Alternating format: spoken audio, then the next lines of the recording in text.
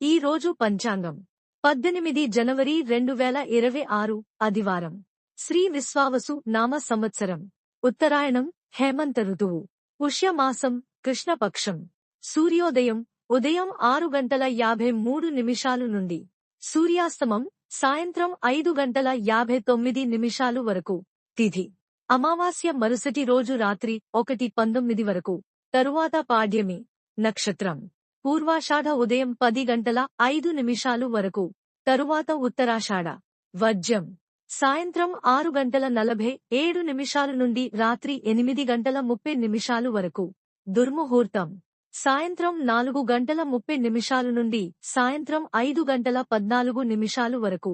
రాహుకాలం సాయంత్రం 4:36 నుండి సాయంత్రం 5:59 వరకు.